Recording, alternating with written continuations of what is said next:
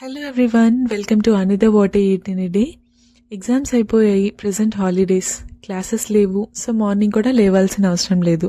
దీంతో బద్ధకం బాగా పెరిగిపోయి రోజు మార్నింగ్ 10-10:30కి లేవడం, బ్రేక్ఫాస్ట్ స్కిప్ చేసి డైరెక్ట్గా లంచ్ చేయడం ఒక రొటీన్ అయిపోయింది.